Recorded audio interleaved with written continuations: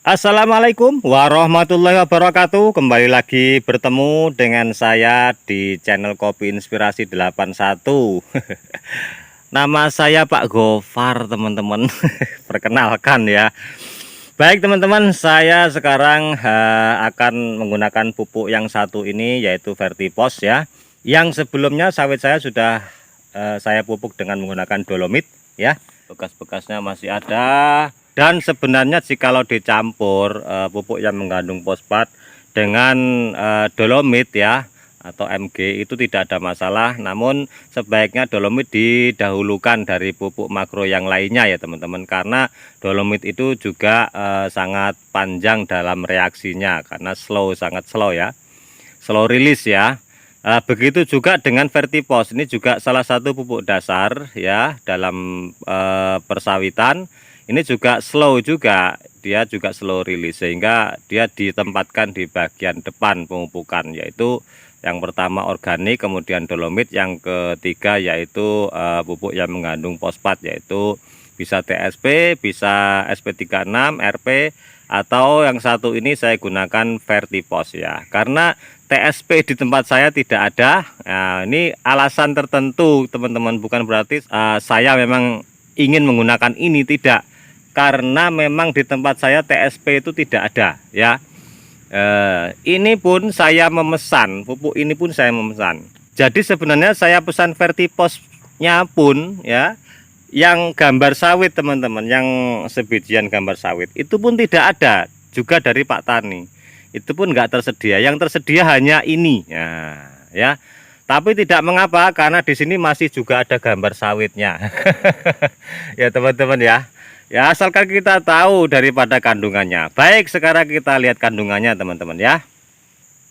Nah, di sini terlihat kandungannya itu sama ya, antara Vertipos yang kuning juga dan gambarnya sawit dengan Vertipos yang ini. Fosfatnya P2O5-nya itu 20%. Intinya di sini. Kemudian unsur hara yang lainnya ini juga menarik. Jadi ada tambahan-tambahan unsur hara mikro lainnya, termasuk kalsium, silika, sulfur, boron, dan magnesium, itu juga ada. Hanya saja untuk fosfatnya itu kurang, yaitu hanya 20%. Yang seharusnya kalau kita menggunakan TSP itu 46%. Nah, sehingga ini fosfatnya sebenarnya kurang.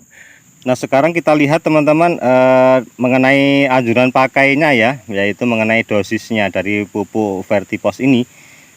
Yang pertama di sini penggunaannya ada tanaman padi, palawija, kemudian tanaman perkebunan, ini umum, kemudian khususnya ada lagi kelapa sawit ya. Nah, kita fokus kepada kelapa sawit, yaitu dosisnya antara 150 sampai 500 kg per hektar. Nah, jadi penggunaan pupuk ini itu antara diberikan 150 sampai 500 kg per hektarnya. Nah, kalau sawit itu rata-rata dalam 1 hektarnya itu 150 pokok, maka kalau kita menggunakan dosis terendahnya yaitu 150 ini dibagi 150 pokok, yaitu 1 kilo dalam satu pohon. Nah, itu kalau dosis terendahnya. Kalau kita ngambil tengah-tengahnya teman-teman, ya anggap aja misalkan antara ini kita ambil 300 ya, berarti 2 kilo per pohon ya. Jadi kalau ini dosis tertinggi, kalau kita ngambil 500 ini itu bisa sampai 3 kilo per pohon.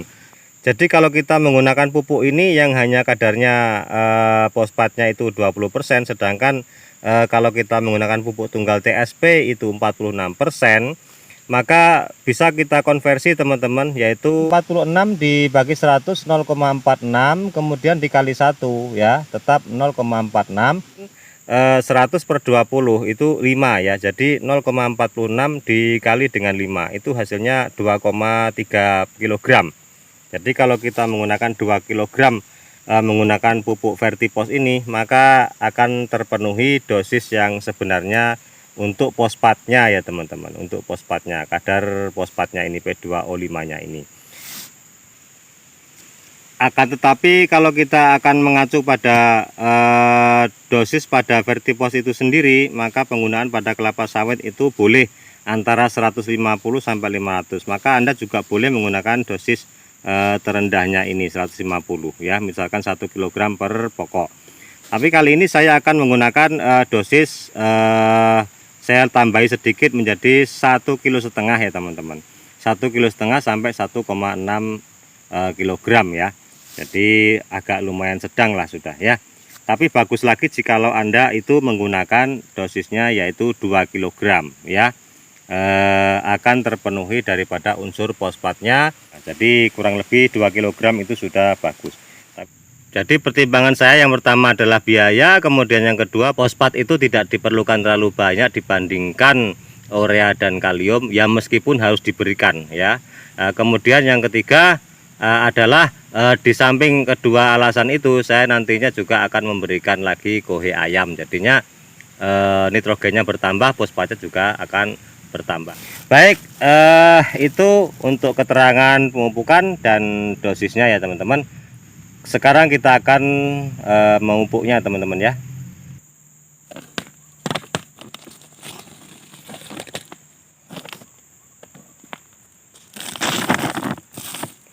Nah, kondisi pupuknya seperti ini ya.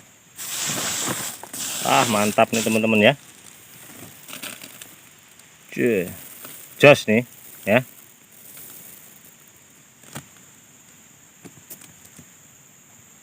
Biasanya kalau saya temui SP36 itu yang sudah ada campurannya itu warna-warni. Jadi ada yang warnanya abu-abu seperti ini, kemudian ada yang warnanya keputih-putihan. Jadi kayak diaduk gitu. Kalau ini rata teman-teman seperti ini. Mantap ya. Jas nih. Nah, cara memupuknya teman-teman, ini sudah ada satu ukuran 1 kilo ya. Nah, kalau seperti ini 1 kilo ya, rata ya.